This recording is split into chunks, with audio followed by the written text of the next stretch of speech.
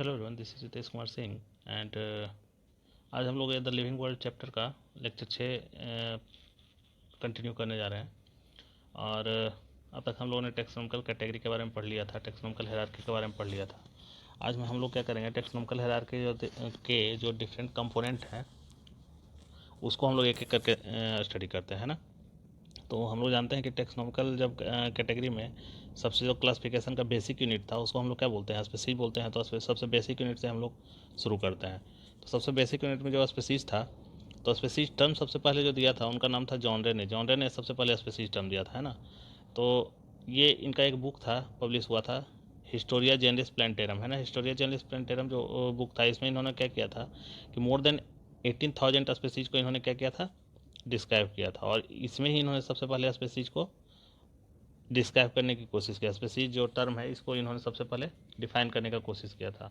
इसमें इन्होंने बताया था कि स्पीसीज वो ऑर्गेनिज्म एक ही स्पीसीज कहलाएंगे जो कि जिसका कि मॉर्फोलॉजी देखने में सेम हो, ठीक है ना, जिसमें एनाटॉमिकली सिमिलरिटी पाया जाए और जिसका साइटोलॉजिकल या फिर बायोकेमिकल फीचर जो हो एक जैसा हो, ठीक है ना, उसमें भी कुछ सिमिलरिटी पाया जाए, उसमें सिमिलरिटी पाया जाए। तो ऐसे स्पीसीज को हम लोग क्या बोलते थे, स्पीसीज कंसेप्ट इन्होंने जॉन रे ने बताया। लेकिन ऐसा पॉसिबल नहीं है, क्योंकि बहुत सारे स्पीसीज होते हैं, बहुत सारे ऑर्गेनिज्म होते हैं जिसमें कि केमिकल जो होते हैं सेलुलर लेवल पर अगर भी देखा जाए तो उसमें केमिकल एक जैसे होते हैं। जैसे कि अगर ट्रिप्सिन की बात की जाए तो प्रोटोजोआ में भी पाया जाता है और हायर ऑर्गेनिज्म में भी पाया जाता है। तो ये सारे ऑर्गेनिज्म में पाए जाते हैं। तो क्या सारे ऑर्गेनिज्म एक ही स्पीसीज बोल दोगे? नहीं, ऐसा नहीं है। मॉर्फोलॉजी के हिसाब से भी देखा जाए तो बहुत सारे ड्रोसोफिला के ऑर्गेनिज्म जो होते हैं वो डिफरेंट डिफरेंट स्पीसीज के होते हैं। आज के डेट में देखते हैं तो वो डिफरेंट स्पीसीज हैं, क्योंकि उसके बीच में रिप्रोडक्शन नहीं होता है। लेकिन हम लोग मॉर्फोलॉजिकली वो देखने में एक जैसे लगते हैं, ठीक है ना। तो ये स्पीसीज कंसेप्ट जो इन्होंने दिया था, एक डिफाइन करने की का कोशिश तो किया था इन्होंने, लेकिन उन्होंने एग्जैक्टली इसको डिफाइन नहीं किया था। हो सकता है अपने टाइम के हिसाब से, क्योंकि उस वक्त जो टूल्स थे और जो फील्ड थे साइंस के, उस हिसाब से इन्होंने सही दिया हो। लेकिन अब क्या हो रहा है कि धीरे धीरे जितने साइंस के फील्ड बढ़े, है ना, जितने फील्ड आए साइंस के या फिर जितने भी नए नए टूल्स आए, उससे स्टडी करके सब ने स्पीसीज को अपने हिसाब से डिफाइन करने की कोशिश किया। जो इकोलॉजी में वर्क कर रहे हैं उन्होंने इकोलॉजी के हिसाब से स्पीसीज को डिफाइन किया। जो इवोल्यूशन में वर्क कर रहे हैं, यानी कि फाइलोजेनेटिक्स जो है, वो इवोल्यूशन के हिसाब से स्पीसीज को डिफाइन किया उन्होंने। जो जेनेटिक्स में काम कर रहे हैं तो जेनेटिक के हिसाब से काम किया उन्होंने, अपने स्पीसीज को डिफाइन किया। तो इस तरह से स्पीसीज को सबने अलग अलग तरीके से डिफाइन किया। अभी जो सारे कंसेप्ट है, इस कंसेप्ट में बायोलॉजिकल स्पीसीज कंसेप्ट जो है वो सबसे एक्सेप्टेबल बायोलॉजिकल कंसेप्ट है ना। तो हम लोग को यही बायोलॉजिकल स्पीसीज कंसेप्ट पढ़ना है ना। तो चलिए देखते हैं कि बायोलॉजिकल स्पीसीज कंसेप्ट क्या कहता है। बायोलॉजिकल स्पीसीज कंसेप्ट ये कहता है, सबसे पहले उससे पहले जान लें कि दिया था किन्होंने biological species concept. Biological species concept जो था अर्नेस्ट मेयर ने दिया था। इनको 20वीं सेंचुरी का डार्विन भी बोला जाता है ना। तो डार्विन को जानते ही हैं कि इनको ऑरिजिन ऑफ लाइफ के लिए, ऑरिजिन ऑफ स्पीसीज के लिए जाना जाता है। ये बहुत इनका योगदान है स्पेसिएशन में, को डिस्क्राइब करने में और रिवॉल्यूशन में। तो इनको क्या बोला जाता है, अर्नेस्ट मेयर को डार्विन ऑफ 20वीं सेंचुरी बोला जाता है। और ये क्वेश्चन बहुत बार आ चुका है अर्नेस्ट मेयर से रिलेटेड, बायोलॉजिकल स्पीसीज कंसेप्ट किसने दिया था, है ना। तो ये इंपॉर्टेंट है, इसको ध्यान में रखिएगा, माइंड में रखिएगा। तो इनके हिसाब से स्पीसीज वो ऑर्गेनिज्म होते हैं जो कि आपस में इंटरब्रीड कर सके और फर्टाइल ऑफस्प्रीम का प्रोडक्शन कर सके, है ना। यहाँ पर फर्टाइल ऑफस्प्रीम का प्रोडक्शन जो है ना, इंपॉर्टेंट पॉइंट है, इसको अंडरलाइन कर लेंगे। और एबिलिटी है इंटरब्रीड करने का। अब इसको देखो, और इसका इसका कहने का मतलब क्या हुआ ये देख लेते हैं। कि जैसे देखो कि अगर दो ऑर्गेनिज्म है, मान लो कि डंकी है और एक हॉर्स है, ये दोनों के बीच में हम लोग रिप्रोडक्शन करवाते हैं ना। नेचर में तो होता नहीं है लेकिन हम लोग करवा देते हैं। डंकी और हॉर्स को रिप्रोड्यूस करवा दिए, और उससे जो ऑफस्प्रिंग प्रोड्यूस हुआ वो क्या होता है, म्यूल, जिसको हम लोग खच्चर बोलते हैं, है ना। खच्चर देखने को मिलता होगा, जब वैष्णो देवी जाते होंगे तो उसमें बहुत सारे खच्चर देखने को मिलते हैं। तो इसके पास क्या होती है, दोनों की प्रॉपर्टी आ जाती है। डंकी के पास क्या होता है, वेट, हाई वेट को ये कैरी कर सकता है ना। जबकि हॉर्स क्या होता है, इसको फास्ट रनर होता है। तो म्यूल में ये दोनों प्रॉपर्टी आ जाती है, ज़्यादा वेट को भी ये कैरी कर सकता है और ये फास्ट चल सकता है डोंकी के हिसाब से। तो इस हिसाब से म्यूल में ये दोनों की प्रॉपर्टी आ जाती है। लेकिन प्रॉपर्टी आ जाती है तो है, लेकिन ये इसका क्या होता है, ये फर्टाइल नहीं होता। यानी कि अगर फिर से म्यूल बनाना हो तो फिर से हमें क्या होगा, डंकी और हॉर्स के बीच में ही फर्टिलाइजेशन करवा के एक नया म्यूल बनवा सकते हैं। ये म्यूल आपस में ही फर्टाइल करके रिप्रोडक्शन करके नया म्यूल का फॉर्मेशन नहीं कर सकता। इसलिए मैंने बोला था कि फर्टाइल टर्म जो होता है ना, ये इंपॉर्टेंट है किसी स्पीसीज को डिफाइन करने के लिए। इसलिए इसी बेसिस पर इन्होंने बोला था कि स्पीसीज जो होते हैं ना जेनेटिकली क्लोज सिस्टम होते हैं।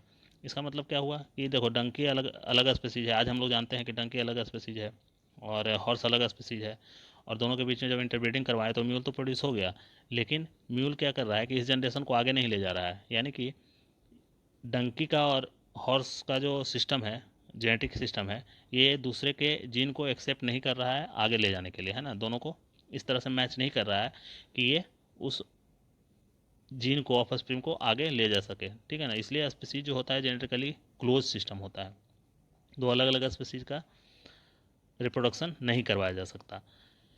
अब इसके बेसिस पर अभी देखो यही हॉर्स जो होता है, हॉर्स मेल हॉर्स और फीमेल डोंकी के बीच में जो हीनी प्रोड्यूस होता है, तो ये भी हीनी भी क्या होती है, हीनी भी जो होती है स्टेराइल ही होती है, ये भी फर्टाइल नहीं होती है। तो इस बेसिस पर इन्होंने स्पीसीज को डिफाइन किया था। लेकिन इसके कुछ ड्रॉबैक भी थे, इस कंसेप्ट के भी कुछ ड्रॉबैक हैं। क्या ड्रॉबैक हैं, जैसे कि देखो लोअर प्लांट जो होते हैं ना बहुत सारे, जैसे कि अलगी जो हो गया, इसमें बहुत सारे अलगी में क्या होता है, सेक्सुअल रिप्रोडक्शन नहीं होता है, तो सेक्सुअल रिप्रोडक्शन ही नहीं हो रहा है। तो यहाँ तो जब ऑफस्प्रिंग का इंटरब्रीडिंग ही नहीं हो रहा है, सॉरी इसमें इंटरब्रीडिंग ही नहीं हो रहा है, तो ऑफस्प्रिंग तो सेक्सुअली इंटरब्रीडिंग हो ही नहीं रहा है, तो ऑफस्प्रिंग कैसे प्रोड्यूस होगा, है ना। यहाँ पर तो इस डेफिनेशन के अंदर ये लोअर प्लांट को हम लोग इन्वॉल्व नहीं कर सकते हैं। उसी तरह बैक्टीरिया जो हो गया, बैक्टीरिया को भी क्या होता है, बाइंड्री फिजन के द्वारा बैक्टीरिया प्रोड्यूस होता है, दो बैक्टीरिया बाइंड्री फिजन के द्वारा प्रोड्यूस होता है। तो जिसमें क्या होता है कि एक बैक्टीरिया है, बैक्टीरिया क्या हुआ आपस में, ये बैक्टीरिया क्या हुआ, इसका सेल डिवाइड करके दो बैक्टीरिया में प्रोड्यूस हो जाता है ना। तो यहाँ पर भी ये इसको डिफाइन नहीं कर पाता है ये, कि बैक्टीरिया में स्पीसीज को आप कैसे डिफाइन करेंगे। फोसाइल्स जैसे बहुत सारे फोसाइल्स मिलते हैं, तो आज फोसाइल्स के बारे में कौन सा रिप्रोडक्शन होता था, कैसे होता था, ये हमें नहीं पता। तो फोसाइल में स्पीसीज को कैसे आप डिफाइन करोगे, अगर दो डिफरेंट डिफरेंट स्पीसीज मिलते हैं, ऑर्गेनिज्म मिलते हैं, दोनों देखने में एक जैसे रखते हैं, तो वहाँ पर भी फोसाइल को आप कैसे डिफाइन करोगे कि कौन से स्पीसीज हैं, कौन से स्पीसीज नहीं थे, कौन से सेम ग्रुप के स्पीसीज हैं, ऑर्गेनिज्म हैं। तो फोसाइल यहाँ इसको भी ये डिफाइन नहीं करता है।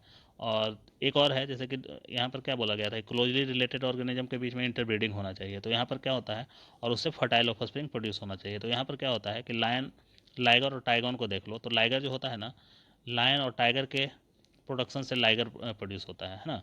और फीमेल टाइगर और फीमेल लायन के प्रोड्यूस से टाइगन प्रोड्यूस होता है।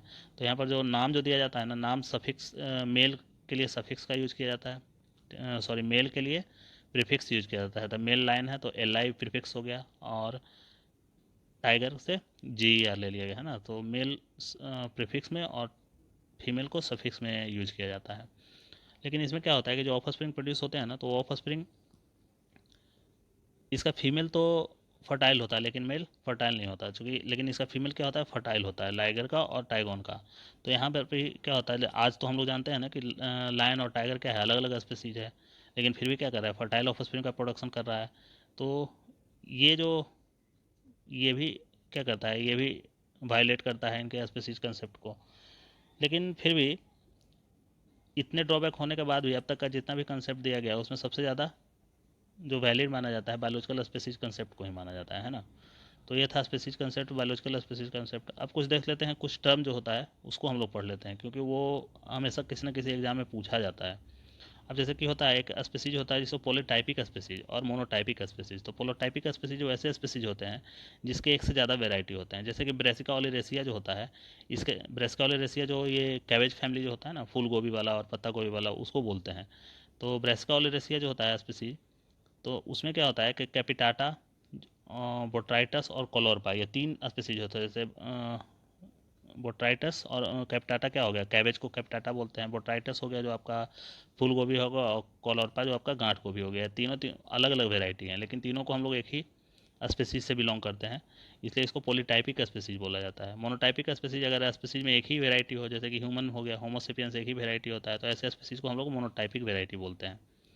और हम लोग देखें और भी बहुत सारे टर्म हैं, जैसे कि ये सब हम लोग को एक बार डिस्कस कर लेते हैं ताकि हम लोग कभी सामने आए ऐसे टर्म तो उससे कंफ्यूज नहीं होना है। जैसे कि सिबलिंग स्पीसीज वैसे बोलते हैं जो कि मॉर्फोलॉजिकली तो देखने में एक जैसा हो, ठीक है ना, लेकिन जेनेटिकली क्या हो, डिफरेंट हो, है ना, जेनेटिकली डिफरेंट हो, लेकिन जेनेटिकली डिफरेंट हो, इसका मतलब इसके बीच में क्या होगा, इंटरब्रीडिंग नहीं होगा, इनके बीच में फर्टिलाइजेशन पॉसिबल नहीं है। जैसे कि अभी मैंने इसको पहले भी बताया था कि जैसे कि रेनी सीजन में जो इंसेक्ट्स होते हैं, छोटे छोटे जो इंसेक्ट्स होंगे ना, उसको देखोगे कि देखने में तो एक जैसे लगते हैं, लेकिन माइन्यूटली उसको देखोगे तो उसमें फर्टिलाइजेशन या कॉपुलेशन नहीं होता। उससे मॉस्किटो बहुत सारे होते हैं, एनाफिल्स के मॉस्किटो होते हैं, एनाफिल्स के मॉस्किटो होते हैं, और डिफरेंट डिफरेंट वेराइटी के मॉस्किटो होते हैं, तो वो भी इंटरब्रीड नहीं करते हैं, देखने में एक ही जैसे लगते हैं, इंटरब्रीड लेकिन नहीं करेंगे। उसी तरह ड्रोसोफिला में देख लो, ड्रोसोफिला में ड्रोसोफिला परमिलिस जो हो गया, और ड्रोसोफिला स्यूडो ऑब्सक्यूरा, ये दोनों देखने में बिल्कुल एक जैसे लगते हैं, है ना, एक ही जैसे ड्रोसोफिला का, वही फ्रूट फ्लाई जानते ही होंगे, ड्रोसोफिला देखने में एक जैसे लगते हैं, लेकिन जेनेटिकली डिफरेंट होते हैं ये, है ना,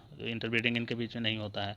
उस तरह सब स्पीसीज एक टर्म होता है, सब स्पीसीज एक कंपाइलो, अच्छा इसको सिबलिंग स्पीसीज को क्रिप्टिक स्पीसीज भी बोला जाता है ना।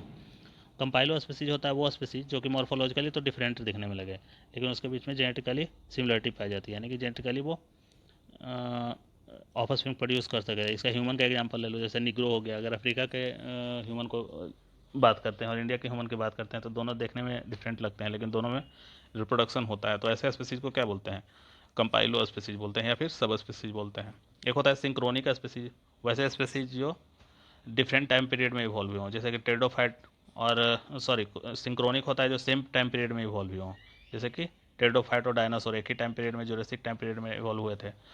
एलोक्रोनिक हो गया जैसे डायनासोर और एलोक्रोनिक, जो कि डिफरेंट डिफरेंट टाइम पीरियड में डेवलप हुए, इवॉल्व हुए। ऐसे स्पीसीज को क्या बोलते हैं, एलोक्रोनिक बोलते हैं। जैसे डायनासोर हो गया एंजियोस्पर्म, एंजियोस्पर्म फ्लावरिंग प्लांट है जो कि आज के डेट में इवॉल्व हुआ है, और डायनासोर का जुरासिक पीरियड में इवॉल्व हुआ था, ठीक है ना। न्यूटोलॉजिकल स्पीसीज वैसे स्पीसीज को बोलते हैं, न्यूटोलॉजिकल। अभी जितने भी लिविंग ऑर्गेनिज्म है ना, जो भी अर्थ पे सर्वाइव कर रहा है, उस सबको क्या बोलते हैं, रिसेंटली लिविंग जितने भी ऑर्गेनिज्म है उसको हम लोग बोलते हैं न्यूटोलॉजिकल स्पीसीज बोलते हैं, है ना। ये क्वेश्चन अभी किसी एग्जाम में अभी मैं देखा हूँ, ठीक है। तो ये टर्म कहीं कहीं एग्जाम में पूछे गए, इसलिए मैंने इसको मेंशन कर दिया है। अब एक होता है जैसे कि कुछ स्पीसीज जो होते हैं ना, जियोग्राफिकल डिस्ट्रीब्यूशन के भी हिसाब से भी स्पीसीज अलग अलग टर्म दिए जाते हैं। जैसे कि एलोपैट्रिक स्पीसीज हो गया, एलोपैट्रिक का एलो का मतलब होता है डिफरेंट, और पैट्रिक का मतलब क्या होता है, प्लेस या स्पेस। अब जैसे देखो, इसको मैं ऐसे समझाता हूँ, समझना। अब जैसे देखो, ये एक पॉपुलेशन था, एक एरिया था जहाँ पर बहुत सारे स्पीसीज रह रहे थे, ठीक है ना, एक ही पॉपुलेशन के स्पीसीज हैं बहुत सारे। अब टाइम के साथ क्या हुआ ना कि इन दोनों के बीच में कोई बैरियर डेवलप कर गया, जैसे कोई माउंटेन डेवलप कर गया, कोई रिवर या फॉरेस्ट कुछ भी डेवलप कर गया बैरियर।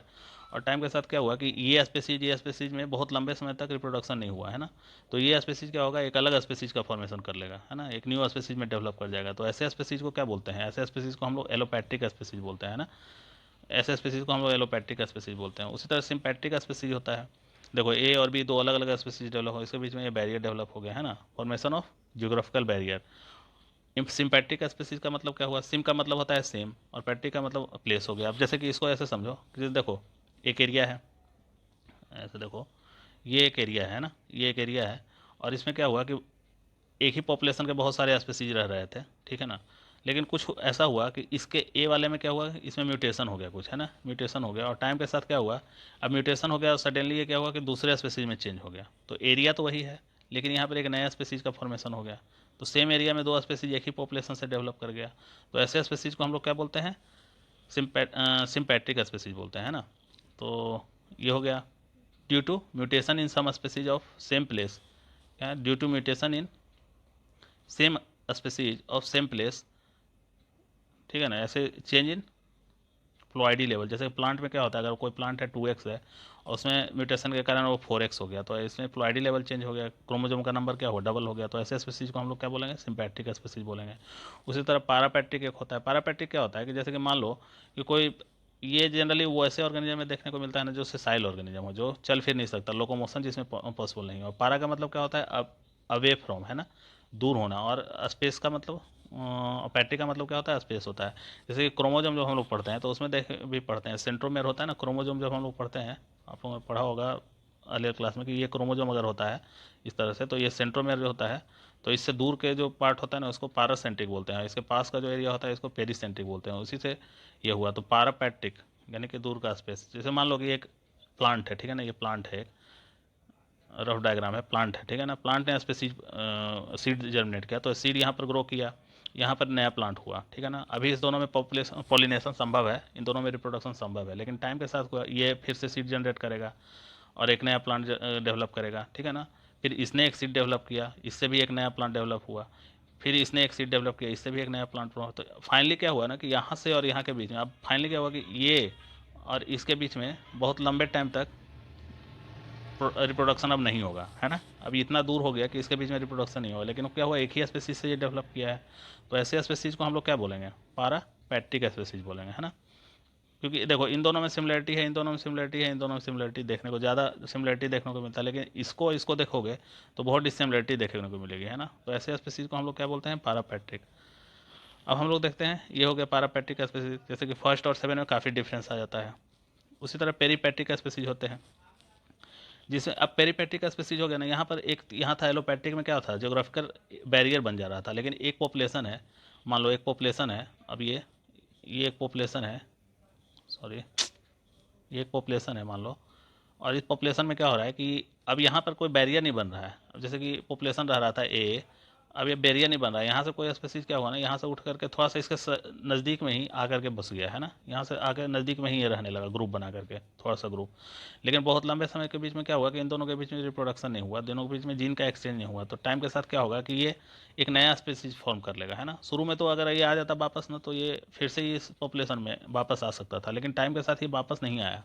बहुत लंबे ड्यूरेशन में क्या हुआ कि ये नए स्पेसीज का फॉर्मेशन हुआ। तो है समीप में ही, नेबर में ही रह रहा है, लेकिन ये क्या हुआ, एक नया स्पेसीज का फॉर्मेशन कर लिया।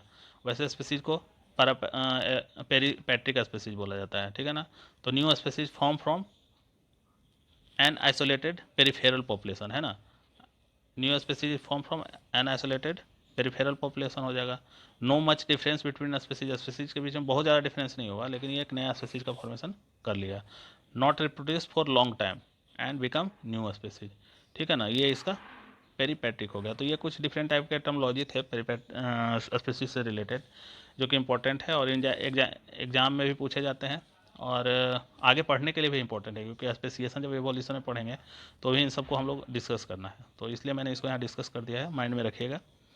तो अगले क्लास में अब हम लोग थोड़ा सा जीनस है और ये क्या है, किंगडम, फाइलम, इसको एक एक लाइन में हम लोग ख़त्म कर लेंगे। उसमें ज़्यादा हम लोग को नहीं पढ़ना। स्पेसिस चूँकि लंबा था और थोड़ा इंपॉर्टेंट था, इसलिए मैं इसको थोड़ा डिटेल में बता दिया। तो ठीक है, तब तक के लिए धन्यवाद, मिलते हैं अगले क्लास में। Thank you.